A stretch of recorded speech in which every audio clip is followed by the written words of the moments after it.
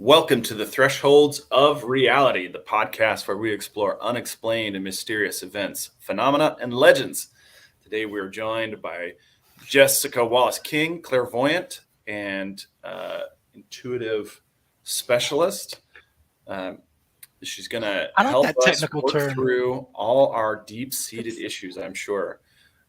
Until then, strap in as we explore the edges of the unknown.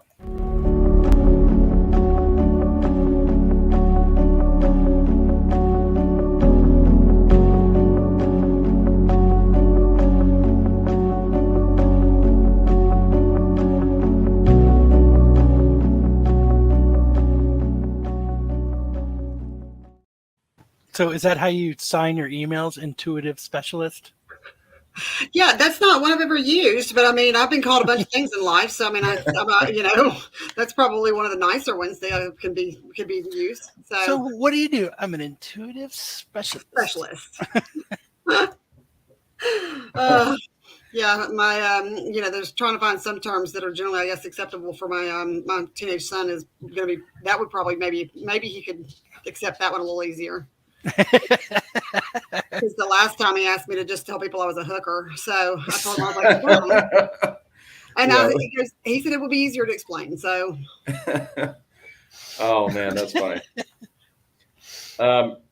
So we were talking a little bit about your past, and you said something that I thought was very interesting. You said times in your life where you were kind of scared of your gift or not in connection with your gift. Tell me, how did you discover this ability and what it entails and why you had such a kind of a rocky relationship with it?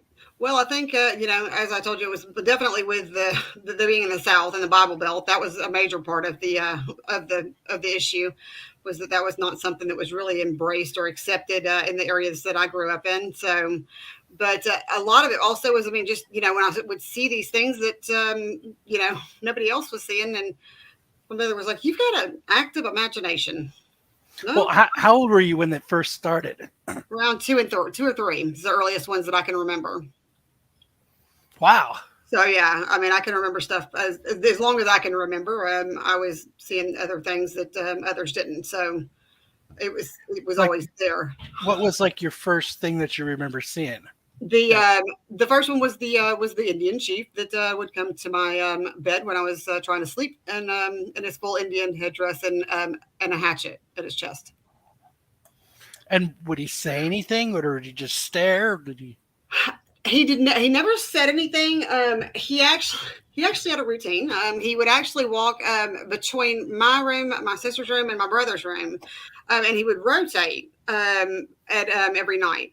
Never said a word until the one night that he came into my room and he put his hand on my shoulder, and I literally thought I was going to pee the bed. So, so I realized though. Now that the reason he was coming was he was actually my spirit guide. So he was a little offended that I actually, was scared to death of him. So to this day, he's still around then? Absolutely. Yes. To this day, he is still around. He is actually, he is my closest one that I work with, especially when I go into any sort of paranormal activity calls that I get in regards to, especially that are on sacred land. Because he does work with me very closely on those and can tell me very quickly, what I'm going to be dealing with and what's going to be happening and what can be done or what I can't do, because I am not, I'm not really of Indian descent, not enough Indian descent to feel like I can do certain things that should be done by, Indians that are full-blooded and still, practicing. Is there a time that he ever was like, you know what? Nope. Once. Get your car. And... Actually, no, he didn't tell me to run. Thank God. But there was only one that he said that I could not actually fix.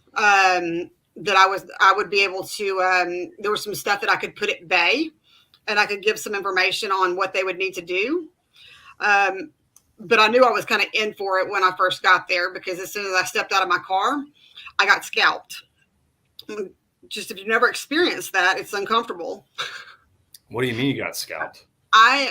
So part of the ways that I connect with spirit and spirit realms is that I will experience I'll experience deaths. So I'll actually experience like what they felt when they died, or I'll experience what certain energies of land and homes and properties and things like that.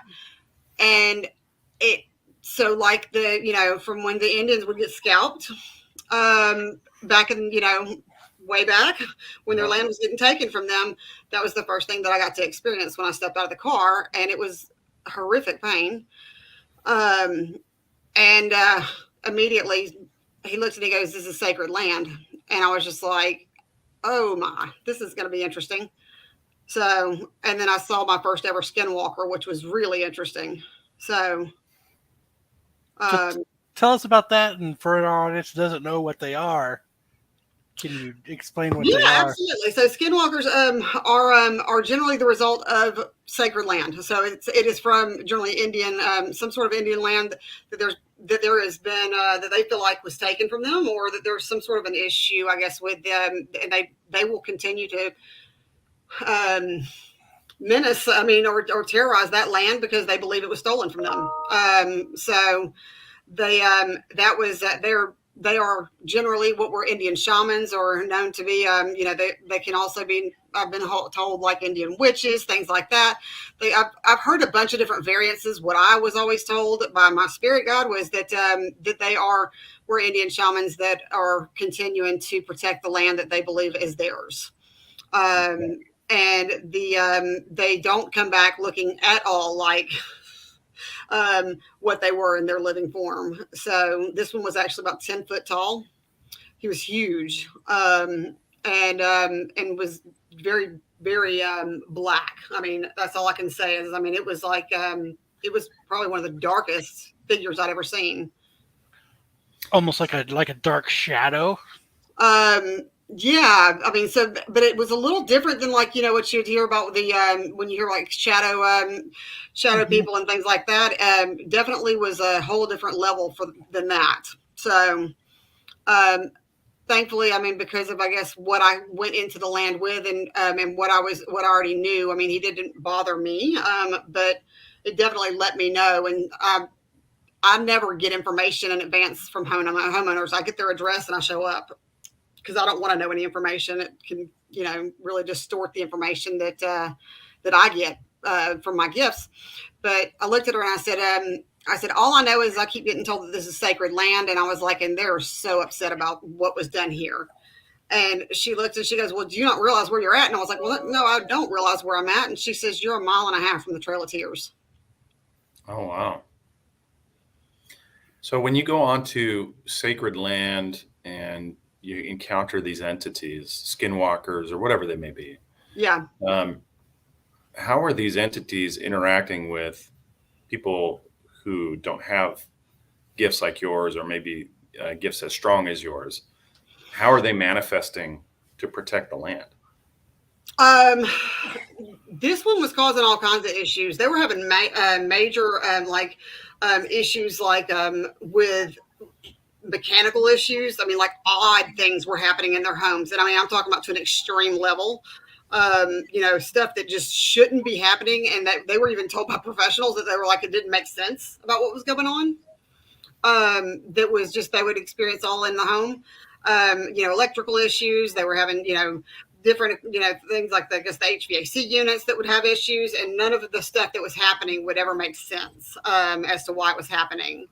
There was also a lot of stuff that was going on in regards to personality issues. Like they all of a sudden started experiencing all these different issues with, depression or and anger and illness. They were really struggling with a lot of sickness in the home. And so all of those things tied together, definitely was some of the signs that, were a concern. But then you kind of put them all together, and they were also getting, they would hear voices, they would hear, other stuff that was going on that was, and they were like, not sure what's happening here. This is. So then you come in. So they come in and they're looking at all of these kinds of negative events and stringing. They're putting something together, and then they're having are they coming straight to you, or are they going to someone else first who's not able to explain the occurrence, and then they're coming to you? Interesting thing was this. So I mean, I've had it happen a bunch of different ways. This one actually had a paranormal team that had come out and did an investigation, and then they refused to show back up or come back. The paranormal team. Mm-hmm. They would not come back to land. It was just so much activity; it was too much for them, or they didn't know what to do, and they would not discuss what it was that was that they were that was, I guess, whatever they found or whatever they got. They would not. They didn't want to discuss it. Interesting. Which I ran across, unfortunately, a few times with inexperienced paranormal crews that will show up. They may get some evidence. They don't know what it is, or they don't know how to handle it. It's outside of their, wheelhouse or their experience. And then they've kind of kicked a hornet's nest and then left the homeowner there, holding the bag. Oh, how horrible. Right. Okay. So then you show up and right away you're, how do these beings manifest to you? Do you see them like you would see anybody else, or are they more like a shadow, or That's a good question. I've had it in a very. That's, I think, one of the biggest misnomers that people have about mediums is that they it's all the time the same thing, and it's not. So I've had them actually appear in several different ways. I can actually see them where they'll fully manifest in front of me, and I'll see them just like I see everyone else. That's going to really be dependent upon the spirits and their energy and their ability to manifest the way that they are. I'll have them sometimes put imagery in my mind, almost like an old movie reel, which is interesting, I guess, to say. It'll show different little snapshots and different things that kind of start coming to me that will, or they'll start talking to me. Sometimes I maybe just hear them. So it really can be a list of things. A lot of times, though, the first thing that I get is a physical symptom. That's the way that they know how to get to me the quickest. So I'll start getting, the illness that they've experienced, injuries that they may have had happen. They'll start telling me like names or, certain experiences, and then they'll start kind of filling in certain things that have happened, which has been really interesting, especially when I go into places and then I start describing what the person looks like, or maybe something that they're telling me, and to be able to have someone there that knows the history of the land and can actually verify that I always like having that, because it's just interesting to me. So after you do that and you experience that, do you do a lot of research afterwards, or? I generally don't do a lot of research afterwards. If as long as the homeowner knows what, I guess if we know what's going on, then I always just go ahead and let's see what we can do to go ahead and get this to go away. Because my goal is, for us to make it to where their home is safe for them and they can actually be there without any disruption. That's always the goal. So I don't generally do a lot of research afterwards unless it's warranted. I generally get enough information while I'm there to be able to keep moving. Okay, so once you have identified the problem or whatever the issue is, what's the resolution that you provide? You just give them like a list of things to do, or communicate, or how to communicate with the entity, or how does that go? It is never the same. That's the one interesting thing. There is no cookie cutter like spirit be gone process. Sure. Yeah, each one's going to be a different scenario and situation. Some of them it is that I've gone in and done salt rings around the property. I've that to kind of keep a barrier around their property and their home. Some of them I've had to, when I leave, I'm like, look, this is going to be a temporary fix because of the type of land, like this one that we were talking about a moment ago. And so she was left with a very specific instructions about what she needs to do on a monthly basis to keep her home at peace. And it was more or less to offer an offering to the Indians, and it needed to be something that was going to be familiar to them. And it was more of a peace offering that she needed to provide for them. some spirits, if they are just trapped, and there are spirits that actually need to be taken, they just need to cross over, then that's the process that we would actually work through. I would work with crossing them over so that they just actually are no longer stuck right here in this realm. Is it kind of like how they would do it in Supernatural to help them cross over, or is or I love is there? Supernatural. I do too. um, no, let's see. I think that I mean, there's several different ways that you can do crossing over. I mean, and it just really is honestly whatever connects with you. I'm always more pro, finding out why they're here, because getting them to cross over is generally because they're here because of something that's trapped them here. Whether it be, that they were murdered, or there was some sort of a tragedy, or there was some sort of message that was left undone, then that's something that needs to be handled so that they can actually go be at peace. Is it closer to like the Sixth Sense then, where they? More or less, yeah. I mean, just saying, hey, look, I mean, what's going on? I feel like I'm almost like a Dr. Phil at the moment. Hey, let's talk about your feelings and why are you here? Let's go ahead and get it all out in the open, so that you can feel safe going where you need to go.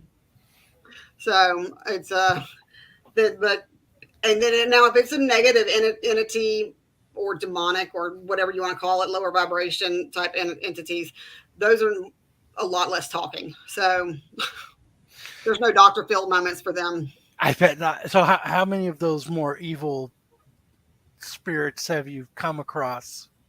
It's funny because I can count on one hand how many times I've actually had to deal with it, like what I would say is truly demonic type of presences. But it's more often than not, everybody that calls me when they're having, paranormal activity, they're like, it's a demon. And I'm like, it's probably just an asshole. Yeah. Because, most like paranormal investigators we talk with, probably like, I think all of them have said they've never come across an evil type of thing, and everybody has always been like so nice, and like, and it's. Oh yeah, no, that's not. Definitely not what I've met. I've met some of the ones that were definitely on the other realm of that. And I mean, those are definitely a whole different ballpark. I mean, but I do think a lot of times that the majority of people get scared by the spiritual activity. Mm-hmm. Just because it's alarming is automatically they think it's negative. And I'm like, no, it's not that it's negative. They've been talking to you for like months now, trying to tell you stuff, and you just didn't hear them. So it's kind of like, maybe a relationship, and they've gotten pissed off at this point because you weren't listening for the last 6 months that they were trying to be like, your spouse trying to tell you something for 6 months straight and you didn't hear them. I mean, so I'm assuming there's a big difference between a grumpy spirit and like a total evil spirit. Absolutely. Very much so. And you will generally know. I mean, the funny thing is, I mean, people can even mistake the very nice ones as and they actually could be ones that are demonic, that are just putting on a face during that time frame, so that they're not so that the gig's not up. Yeah, there's a reason that they're evil, right? Right. They like to trick you. Yeah. So, but they can switch faces really fast. Yeah. We got a question from our chat. Tyler wants to know, have you been somewhere where human sacrifice has taken place? I have been to one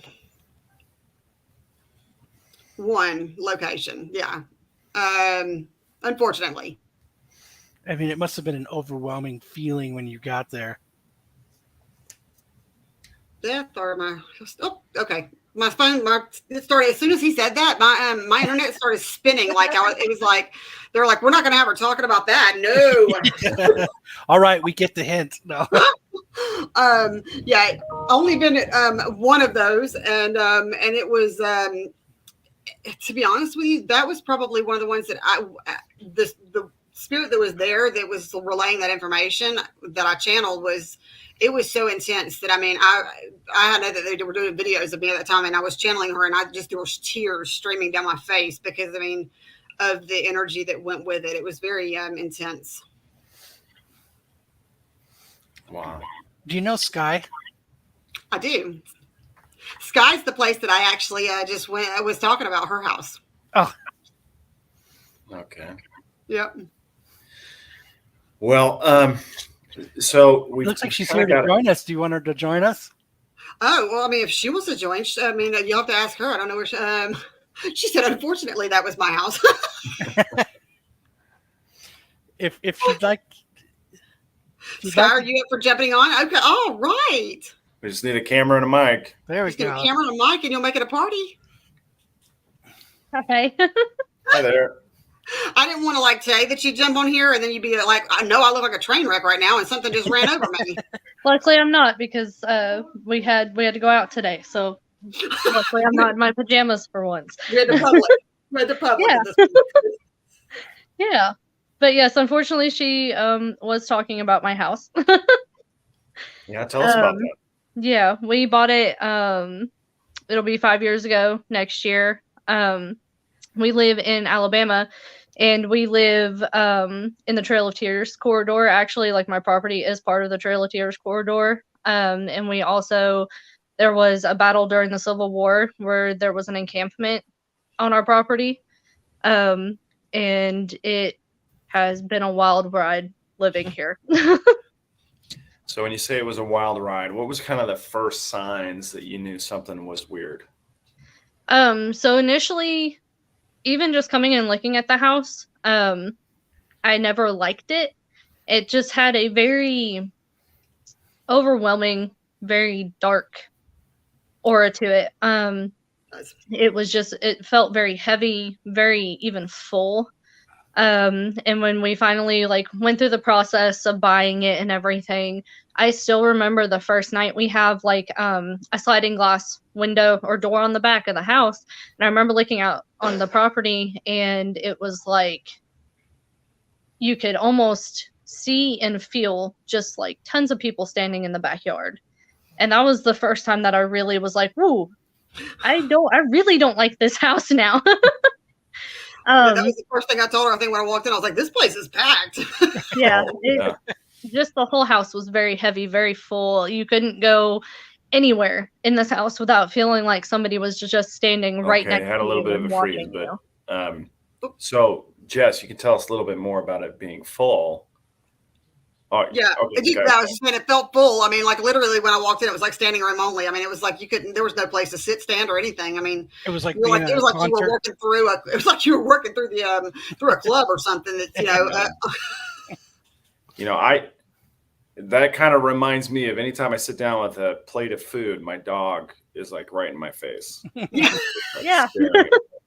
Yes, that's definitely it. So it felt full. What was like the first real incident that happened there past it? You just having that feeling of there's people there and your house being full. Like, did the activity like ramp up as you were there? Yes. So the first thing that happened because I would like see a shadow dart by or something like that. I'm sensitive myself, so I've spent my entire life dealing with stuff like that. But just the occasional like something would dart out of like the corner of your vision, or hear somebody walking because the house was built in the early 80s. It's creaky. But the very first thing that for me that happened, I was sitting, we have a main bathroom, and I was sitting in the middle of the night going to the bathroom with the door open, and right across from it, because it's in the hallway, and right across from it, it was the spare bedroom. It's actually, I have a 7-year-old, it's his bedroom now, but there was nothing in there at that point. And I could see a shadow that was about, because my son was like 4 at the time, and the shadow was about his size, and it kept like peeking around the door, and then it would pop back. Because I'd look over, and when I would look over, it'd pop back.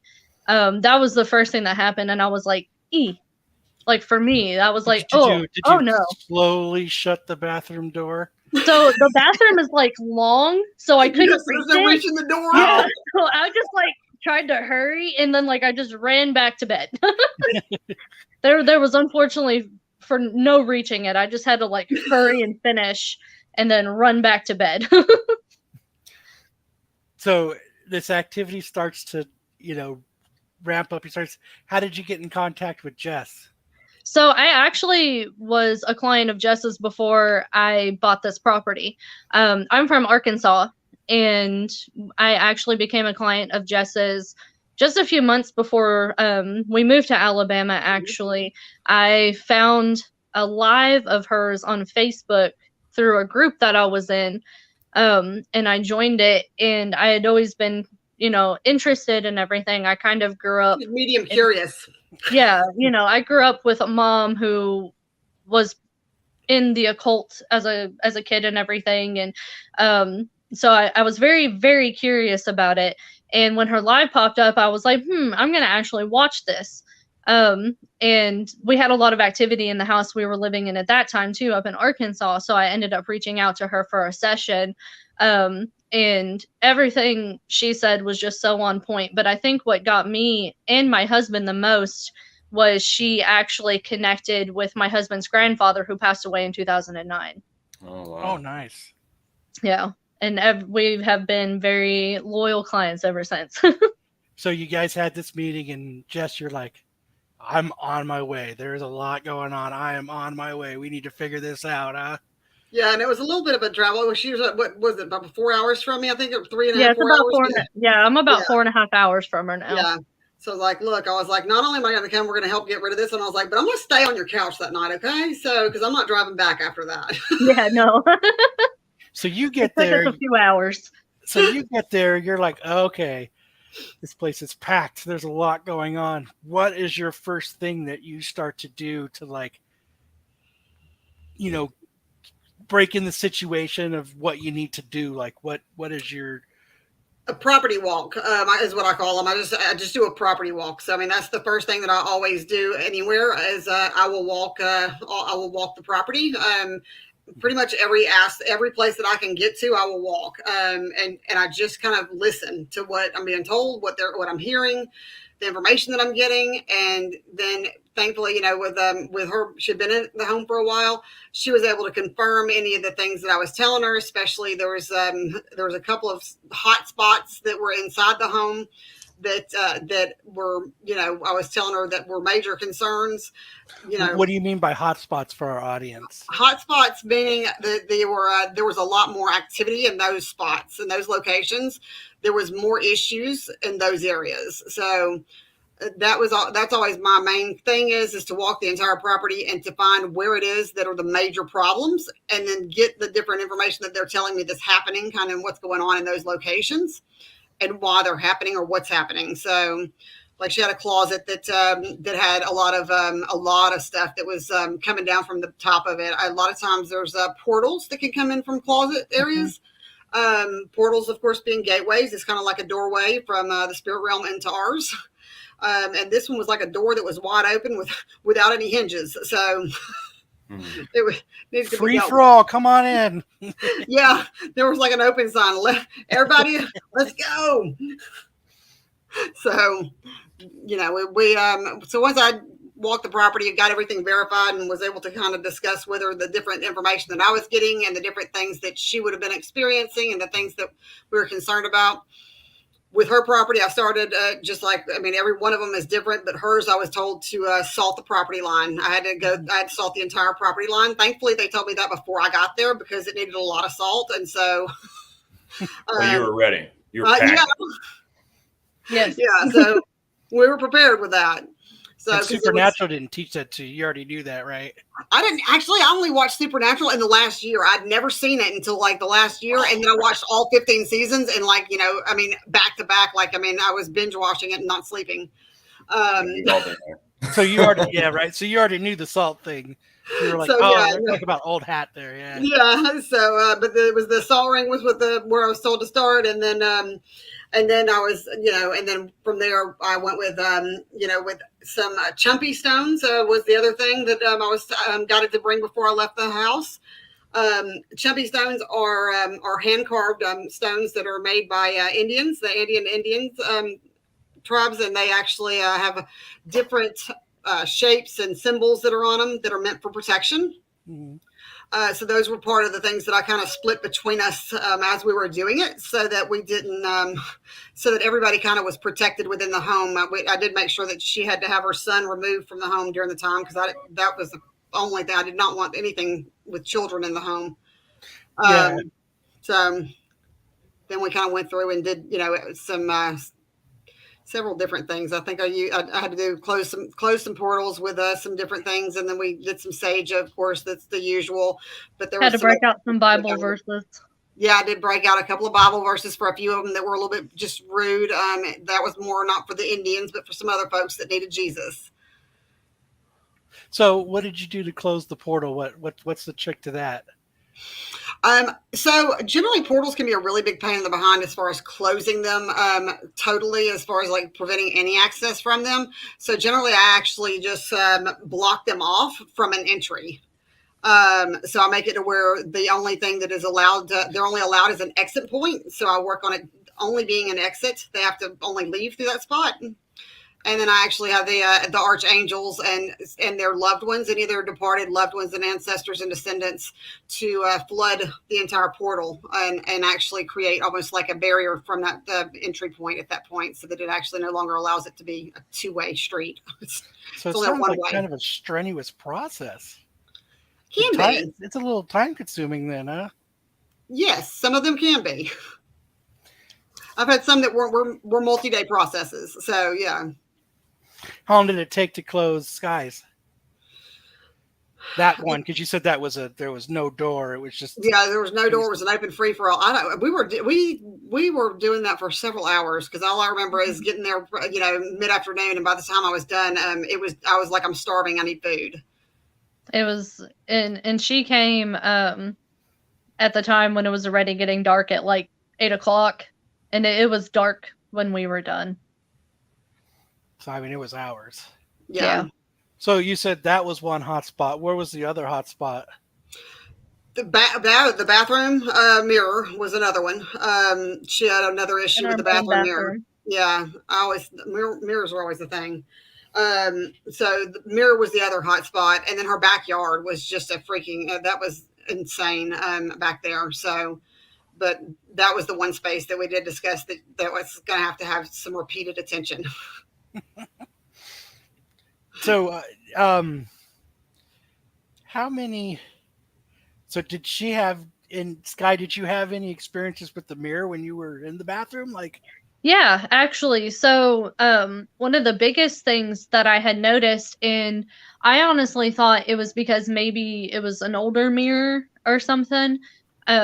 When I would, like shower and get ready for work and everything, like this was a daily thing. When I would look in that mirror, my face would look different. Not like extremely different, but there would be subtle differences. Like my eye shape would be different, or my face shape would be different. My cheekbones would be higher or lower than what they actually are. There was a couple times I'd look in it and I would swear my eyes were a different color. Just small things. And then a lot of times I would think, especially if I had the bathroom door open while I was getting ready, in the mirror, I would see somebody walk past the bathroom. Don't have those issues now, thankfully. But it was just constant though. I mean, it was an everyday thing with that mirror. And then afterwards, after Jess came and everything, and I was talking to my husband about it, because my husband had taken our son off the property during all of it. And when I was talking to him about it, he was like, that was something that I had noticed, but I thought maybe it was just because it was an old mirror. And I was like, well, I thought the same thing. That's why I never said anything. So you don't have any troubles anymore? Like it's yes calm. And no. Yes and no. So I do still have to regularly salt my property line, and I also put out food offerings occasionally. And then, I mean, we have 3 sensitive people living in a house. And there are still portals in the house that just They end up coming back, and I have to go through and just kind of close them off the best that I can. I have to sage my house regularly and smudge. I do simmer pots. Basically, when either my son or myself or my husband, we start noticing that things are ramping up, that's when I'm like, okay, it's time to like go through and do all these steps. You know, I do the salt line preventatively for the most part when I remember to. I was gonna say. Yeah. She's And then reminded. yeah. And then, you know, like I do try to regularly go through and smudge and sage inside of the house. But I mean, it's just one of those things where we've just kind of accepted that nothing that we do is going to be 100% enough because of the property and the area we live in and the house and everything. It's one of those like, pray to God the housing market gets a little better eventually and we can buy a different house. Yeah, that's what I told her. I said, this is probably one of the few properties that I'm walking off of, and I'm having to leave you with instructions. I can't actually say that it's going to resolve, the issue totally. So it's just unfortunate with the way with the property and with everything that was going on and with its location. And the big biggie is that there's 3 sensitives in one home, and one's a minor, a juvenile. So that always will open up to things being, a little bit more chaotic. So, like, I've told the story on our show before, but like, my house has 3 to 4 different spirits in it at any time. And we just come to the point where we're like, they're just part of the house. We just let them do their thing. We don't bug them. If they like to move stuff, they move stuff. If, they like to open and close doors, as long as the front door gets shut again, it's. Oh yeah, we have a gentleman that hangs out in our living room, or at least that's how I feel about it. And there are times I will walk out like really early morning, because I get up at like 4:30, 5 o'clock in the morning, so everything's dark. And I'll walk out, and he'll be sitting on the couch, and I'll just be like, "Oh, sorry, didn't mean to disturb you." And I'll just like start turning on lights and be like, "Sorry, it's time to get up." Like we just kind of accepted it and embraced it, and we're like, as long as you're not doing anything to try to harm us or make us uncomfortable, we're good. Yeah. I take the same approach with my teenagers. That's understandable. That is completely understandable. So, Kyle, do you know that there's the gentleman? There's a gentleman. Do you smell him sometimes? Yeah. No, Kyle. Oh. There's a gentleman that's in your home. Do you ever have a smell in your home that's just very fleeting? Once in a while, yeah. Yeah. So there's a gentleman that he was saying that every once in a while you might get a little whiff of something that just smells, and you're like, kind of looking around. Yeah. So yeah. What is he? Is he crop dusting Kyle's house? Is that what's happening? No, it's he more just likes to make sure he knows that he's there. It's not. It's more not like a crop dusting fart. It's more like a however the house smelt. Because everyone's house smells different. Yep. And that's what it kind of reminds me of. And it kind of reminds me of like an older or musty, or I mean, I don't know. There's kind of I don't know. There's almost a dampness to the smell that I get with him. Yeah. So, but yeah, that's. He was bringing up front and center. He's been over your shoulder the entire time. So I feel like since you brought him up, I might as well just say he's there. So. Oh yeah, that shoulder, that one. Yeah, yeah. I don't see him. What's he look like? Can you vibe like what he kind of looks like, or you just feel the presence? Or I get he is a taller man, not like extremely tall, but I would get he's a little bit above average. He has got gray hair. He's got a little bit of a beard. All gray. So, I mean, I'm getting that he was probably in his, I want to say he's about a 70s, and not really a blue collar, but I wouldn't call him like any up, in the food chain as far as like, and as far as his corporate type work or anything else like that. But, And I keep getting something with like a S sound for his name. So that's what I got so far. Well, we'll have to investigate a little Yeah. further. Tyler, one of our viewers asked, what's the deal with mirrors? Is it the glass? Is it because it's something that causes a reflection? If you have, say, a digital mirror that doesn't have a reflection but uses a camera to see yourself, would that have the same potential for a portal? So you can't see yourself, so it's like you can still. Is what that was kind of what it was saying. In other words, it's not a reflection; it's a screen, like we're doing now. Like you can look at yourself in the camera, but it's not a mirror. Honestly, I think. All right, so mirrors. Look, I don't know where it comes from or why it is. I can just tell you that I know that there is a lot of sensitivity with mirrors. I think that mirrors can hold a lot of energy within them.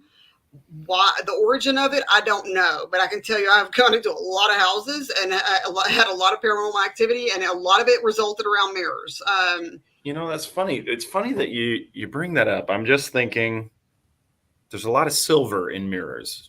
Yes. Silver often is associated with kind of paranormal stuff. Yeah. There was a house cleansing that I went on, and as soon as I walked in the door, I was like, this is going to be the fastest house cleaning I've ever done. I walked in, and there is 2 walls facing each other in our hallway, and it was mirrors facing each other, which actually amplifies portals, being open. And I was like, dear sweet baby Jesus. And I was like, those are antique mirrors. I was like, you have antique mirrors facing each other in your hallway. And I was like, and it's not just one, it was like the entire hallway was like antique mirrors all the way down. It was facing each other. And I was like, so you created a big gateway in your hallway. So just take those down and we'll be good. So I'm going to leave now. But I think that anything can be a gateway or a portal. It just honestly depends on how it's used, what it's treated like, and the person. So people that are sensitive, will always have a quicker pull to the stuff opening up for them, especially when they're not sure of how to really control their gifts. Then there's the ones that also will just maybe have been mistreated, or there was maybe something that happened in the home. So let's say the home had a murder or a death, or had even a lot of really heavy emotional stuff going on, abuse, or loss. I mean, things like that. It starts to create an energy into that space. And I mean, it can draw into certain areas of the home. So, and a lot of times those mirrors are going to reflect that back out into that environment. Well, that makes a lot of sense. All right. You busy there, Sam? Making a note to get rid of the mirrors? Yeah. Right. I'm like, okay, I got too many mirrors in my house. Get rid of mirrors when I get called. Weekend project. Put blankets over hallway mirrors. All right, so this is a very fascinating dynamic that you guys have. So, Jess, other clients that you have worked with. So what are some of the standout cases in your mind? Let's see. And, I don't know if this one's actually, she said she was going to watch too. I don't know if she's actually watching or not, but I had somebody else that I still am close with. I have a cleansing that I got called to that was another lady that she, again, I got to the property and didn't have any information about the property. And she, I walked out and she goes, do you get anything with my property? And I was like, there's a woman underneath that tree over there and she's screaming her lungs out. And I was like, she is screaming like bloody murder. And she's like, good, that's why I have you here. And I was like, well, fantastic. I'm glad that's what we're here for.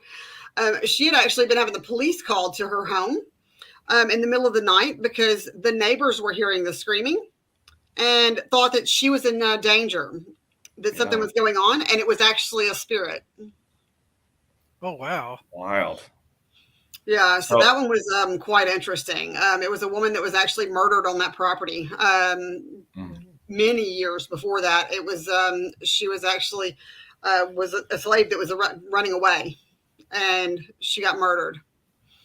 Oh, that's so awful. And it was terrible, and it was awful, and it was sad because her son was murdered also, and during it all. And she, no one ever knew what happened to her. And literally the whole thing that she wanted was somebody to tell her story. She wanted someone to hear what had happened. Yeah. And that was one that they were recording me on that one. And it was very, very interesting because I watched it back, and as I was channeling her, because I am known as a transconfiguration medium. So that means that my face can take on the appearance of the spirit that I'm channeling. Does that hurt? It doesn't. Well, I mean, I like to say I step out and they step in. Oh, okay. What was that like the first time? Weird. Super weird. Absolutely weird. I mean, I've got tons of pictures of me, but it's not me. It's at like a totally different face. It's somebody else's face on me. But as I channeled her, it literally started to appear the bruises and the blood, and like all this stuff started appearing on my face as I was telling her story. That was probably one of the wildest ones I've had, and to have video evidence of it was fantastic. Just to be able to have that to say that it happened, that was super weird. I went back and listened to it, though. It was no longer my voice, and I would say, think of the Whoopi Goldberg and Ghost. That was definitely what it was like. Oh, okay. So how old were you the first time that happened? Did I already ask that? Well, no, you haven't. As far as the transfiguration. The transfiguration? Yeah. You know, I don't know. I don't know that I can put I know that I've done it a lot in the last 12 years, which is when I started really embracing my gifts. I'm not sure if there was any experiences before that, but I can tell you there's several occurrences where people have looked at me and they were like, holy mother. And I'm like, sorry, somebody else's face right now, isn't it? All calm and nonchalant. Yeah, I get the same response from my kids when I shave my beard. They freaked out. They were like, "Oh my gosh, what is wrong with you? Where's your face at?" I want my dad back. Direct quote. So, but yeah, that was probably another one of the ones that was very, very interesting. It was. I mean, that was only the tip of the iceberg with that one. There was also some demonic activity in that home. That was actually a very one of the rarer ones of demonic activity. I have pictures after I'd left that location where I had bruises all over my body, where they had literally, I mean, they were not happy I was there. I guess is the nice way to put that. And I was cursed a lot. Like we went back and watched a lot of the videos, and there was a lot of F-bombs and my name included in it.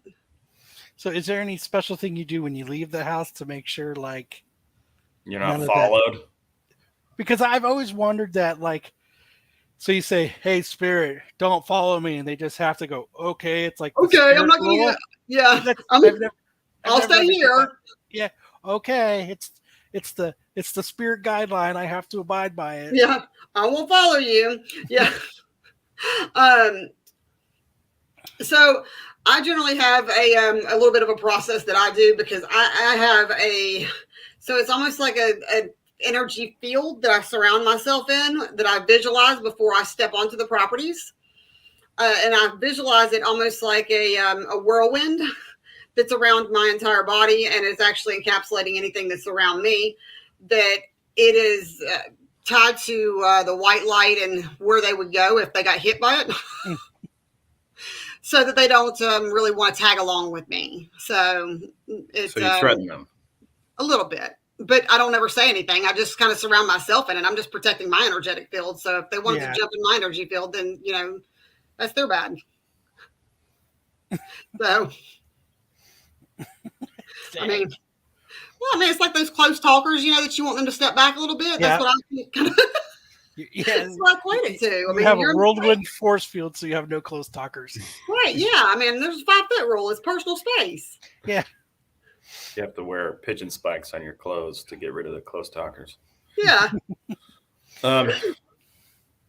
So if people want to engage your services, like what are the kinds of things that you're looking for? Talking about for cleansing or for connecting with a loved one, or because I do, I guess, a little bit of variety of things. I mean, but if they're if they're having paranormal issues and they need some help with paranormal issues, generally I just have them message me, reach out to me on my business page on either, Facebook, or email me, whatever, hit me up on my website and, get to me one way. And then I'll generally have a little bit of a process that I kind of go through with them, where I'll do a virtual analysis, where they can, and go through it as to what I'm being guided to, and, what I can do to help. So, and then just see if they're willing to understand, this is going to be the cost involved. This is what it's going to take for me to do it. And this is what I will, work with you through the process to help you with.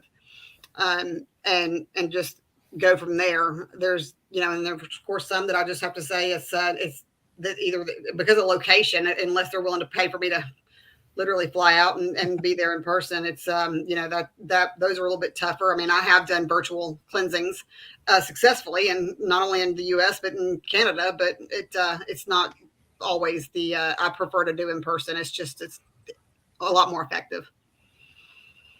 So, but generally it's reaching out, let me know they have a problem. Bye, Sky.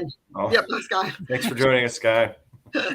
She's got a son, so she's probably like, the kid's not stopping anymore. But I have them reach out to me, and then don't give me any information. That's what I will always tell everybody. Please don't send me like vomiting your entire situation on me of what's going on, because it really does take away a lot of what I can get psychically, and it can also influence the information that I get. So I just really reach out to me and say, I'm having an issue that's paranormal and I don't know what to do.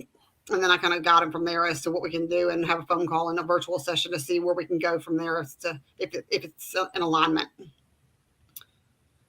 Well, that's good. All right. So what's your preparation like for like getting in the right frame of mind for a reading or a cleansing? A drink. I'm just kidding. Yeah. I'm teasing. The readings, I mean, it's it's one of those things that as long as I am energetically okay. I mean, as far as I always make sure that I'm, either I'm well hydrated with water, I've ate, and that I'm, and I've had my rest, and then I'm not sick.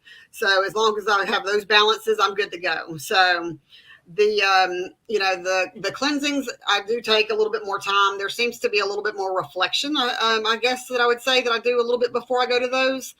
And it could be a variety of different things. I mean, sometimes it's just me taking a walk and spending some time by myself to think things through and connect in with what's going on, and making sure that I'm prepared for whatever it is that needs to happen. So and as always, kind of just give glory to something way bigger than me, because I'm just the facilitator.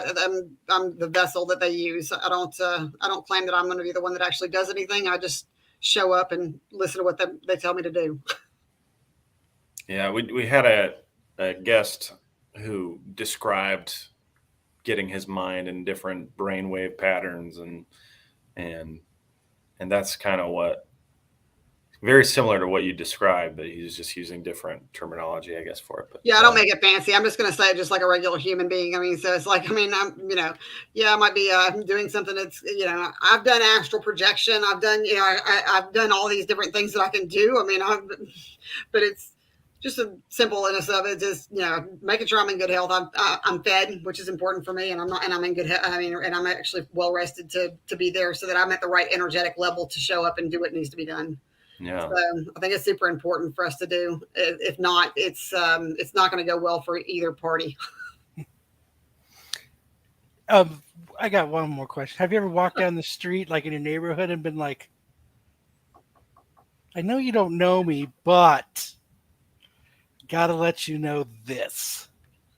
Okay, so my son has told me I've had to stop doing that, because I used to do it in public a lot. Like I would be like walking past people in Walmart, be like, excuse me. And he was like, stop, Mom, please. The last time was his dentist, and he told me I couldn't do it anymore because she left the room crying. The dentist. The dentist, yeah, I was like, sorry. I'm so sorry.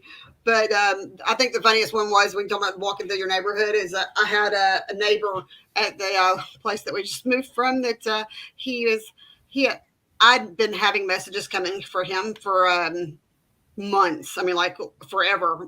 But I have a rule that at this point that I just say, look, unless they approach me or everything kind of aligns for me to ask something, I don't, because I feel like it's kind of crossing a boundary. But I was pulling in the driveway one day and he goes, hey, I got a weird question for you. And I was like, great, I've got something for you too. And he didn't know what I do. So, I mean, he didn't have any clue of what I did for a living. And his was like something so like normal. I mean, it was like, it was something about my ex-husband and just a question about that. And I was like, so it was completely normal, like question that you have. And then I said, great. And I was like, okay, well, you know what? I said, there is a man that has been following you around. And I said, he looks about the same height as you. He talks about how hard-headed you are. I said, by the way, he's dead. Okay. Just so we go ahead and cover that part. And I was like, and he talks about how hard-headed you are and that you never listened. And I was like, and he said that you're just as hard-headed as you've always been. And I said, you didn't get there before he died and you've got guilt for it. And this man is just looking at me and he's this big guy. This guy was like, I mean, probably say 6'4", 6'5". Wow. And he's looking down at me and I'm like, cause I'm like 5'4.5" maybe. And he's like looking down at me. I'm like, he goes, I said, by the way, I talk to dead people. That's my job. And he's like, oh, okay. And his face is still just like mouth hanging open. And I was like, so anyways, he wanted me to tell you something. And then I like started laying out some stuff about him not getting there on time and about how, he wanted to tell him he was sorry and everything else like this. This big man just literally looks at me as tears. You could tell he was like fighting tears the whole way. And he was like, that was my dad. And I said, yeah, oh, I know. wow. And I was like, I know it was. And I was like, and he goes, and now I'm going to go in the house and I'm going to drink heavily. And I said, are you going to run from me the next time you see me in the yard? I didn't see that man for a month. He's like, yep, that's exactly what I'm going to do. I was like, dang, I thought we were friends. All right. So you're picking up on something on Kyle's shoulder. You picking up anything else? You got any insight for us? Do you have problems with your left shoulder, Sam? Who, me? Yes. Problems? Yeah, where it just feels heavy. Like, do you ever feel tense or like the left shoulder? Should be sometimes I do. You have somebody that stands like right at your left shoulder, and that's why I was getting a lot of tension or heaviness right there. So it was just that was one of the ones that I was getting brought up on, but I don't get that was it's nothing bad, but hold on. It doesn't have to be me. No, it was you though. I mean, because that's where it came from. So I mean, it was somebody that was a little bit of a what was a rigid person? Rigid person. Yeah, maybe. I mean, just a little rigid in life. They weren't real, I guess. Well, they weren't like kind of how I can be some days or most of the time. I just am. More quiet is what I get them to be. I'm trying to see here.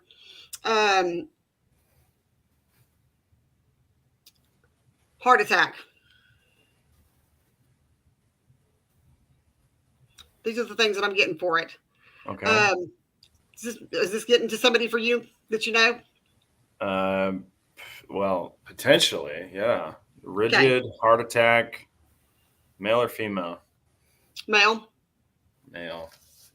Well, actually, I've got two that are showing up, and one's a male, one's a female. So, but I feel like they seem to be close together. So. Okay. Well. But yeah, it was definitely a heart attack. Yeah, the strictest person I know is my grandmother, and she died of old age, but it was, basically a heart issue. Heart, yeah, okay. So, was she? But she was someone for, I guess, a long period of time. I'm sorry. Was there a male relationship she was in a long period of time? Actually, my grandpa, he died when my mom was 16. So. Okay. But they were still together for a while. Yeah, I mean, they. Okay, so that's why I'm saying they were together. She never remarried.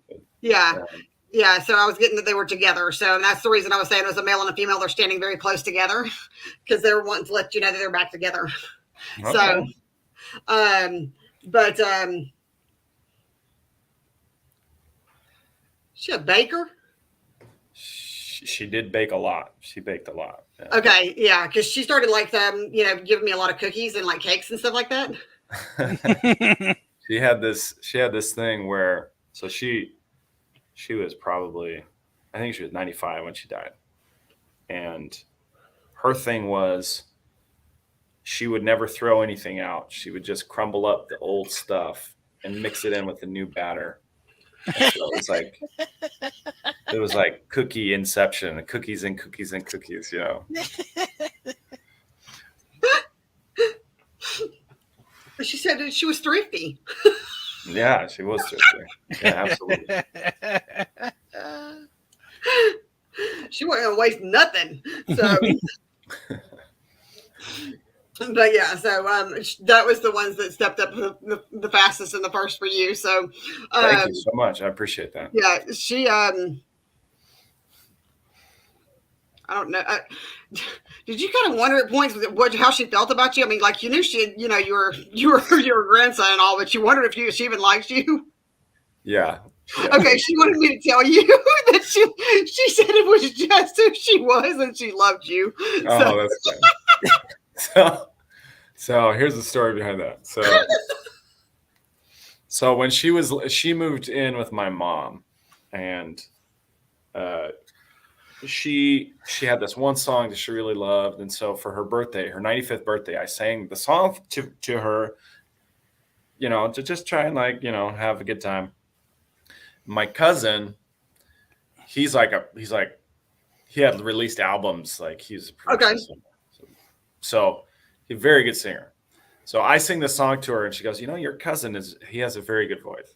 That was all she said. She didn't say thank you. She didn't say good job. Just like, okay. That was all. That was what she had. That's awesome.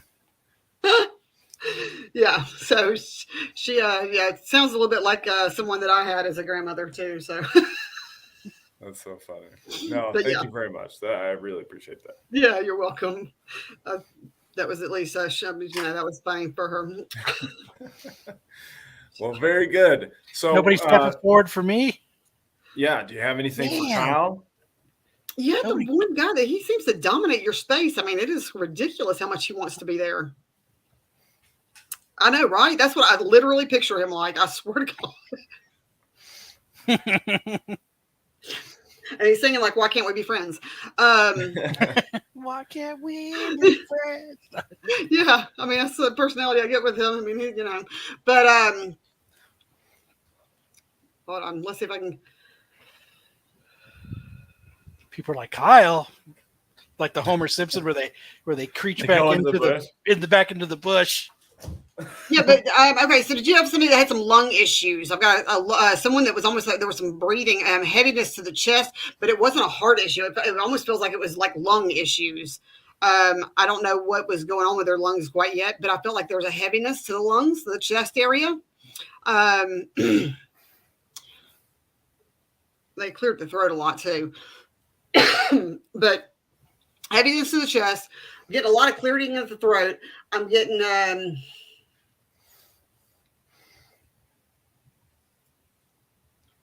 some reason I keep getting a bun. Ooh.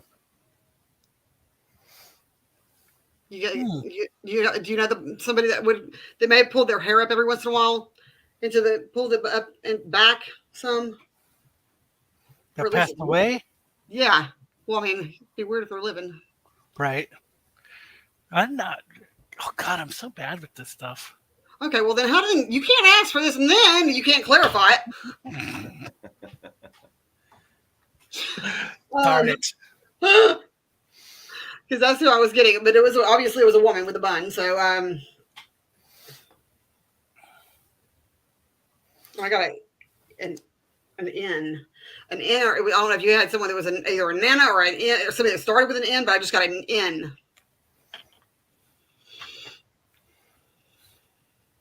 Mm-mm. All right, Kyle. Well, we're gonna have to go do some soul searching, okay? And you're gonna have to pick it back up and then find the person because that's who showed up for you. Someone that starts with an N. Like I said, that's the sound I'm getting. It doesn't but no matter what the other stuff, I can guarantee you. But it was something that I kept getting with an N. So I'll do some research. All right. You'll have to let me know if you find that person. So I will. I do get curious about these. I had some lady that wanted to argue with me one day about what I gotten, and then she literally 2.5 days later messaged me. She goes, "I figured out who it was," and I was like, "Good, glad you figured it out."